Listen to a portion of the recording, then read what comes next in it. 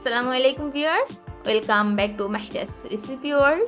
ভর্তা ছাড়া যাদের চলেই না তাদের জন্য আজকে তৈরি করে দেখাবো গরুর মাংসের ভর্তা। রান্না করা মাংস দিয়েই আপনি এই ভর্তাটা খুবই সহজে বানিয়ে নিতে পারবেন। চলুন দেখে নিই কীভাবে তৈরি করতে হয় গরুর মাংসের ভর্তা।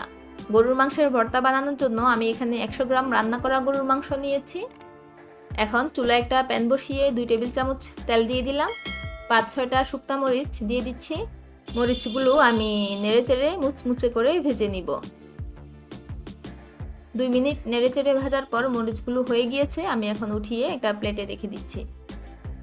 এখন রান্না করা গরুর মাংসগুলো তেলের মধ্যে দিয়ে একটু ভেজে নিব। মাংসের গায়ে লেগে থাকা জলগুলো শুকিয়ে নিব আর একটু পোড়া পোড়া করে ভেজে নিব। খুব বেশিক্ষণ ভাজা যাবে না, তাহলে মাংসগুলো শক্ত হয়ে যাবে।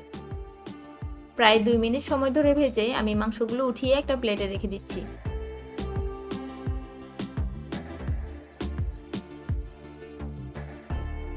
এখন একটা প্লেটে ভেজে রাখা শুকনো মরিচগুলো নিয়ে বোটাটা আলাদা করে ফেলে দিব। স্বাদমতো লবণ নিয়ে নিচ্ছি। মরিচের উপর লবণ দিয়ে মরিচগুলো মাখালে মরিচগুলো খুব তাড়াতাড়ি গুঁড়ো হয়ে যায়। আমি মরিচগুলো হাত দিয়ে খুব ভালো করে গুঁড়ো করে নিয়েছি। এখন 2টা পেঁয়াজ স্লাইস করে কেটে মরিচের সাথে নিয়ে নিচ্ছি। এখানে কিছু ধনেপাতা নিয়েছি, এখন এগুলো কুচি করে কেটে নিব।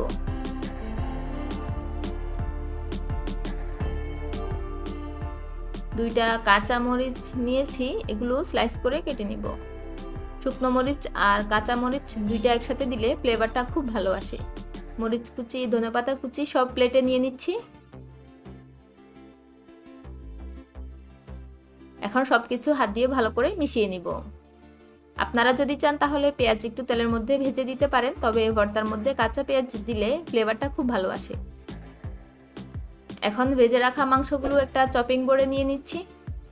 মাংসগুলোকে আমি ছুরি দিয়ে ছোট ছোট টুকরো করে কেটে নিব, যাতে করে ভর্তাটা মাখাতে সুবিধা হয়।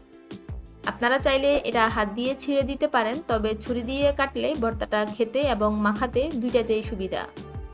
আবার চাইলে ব্লেন্ডারেও ব্লেন্ড করে দিতে পারেন। সবগুলো মাংস আমি কেটে নিয়েছি, এখন হাত দিয়ে ভালো করে ম্যাশ করে নিব।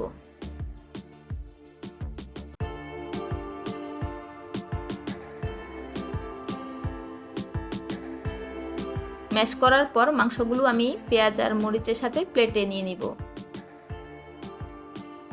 এখন সবকিছু হাত দিয়ে ভালো করে মিশিয়ে নিলেই তৈরি হয়ে যাবে গরুর মাংসের ভর্তা।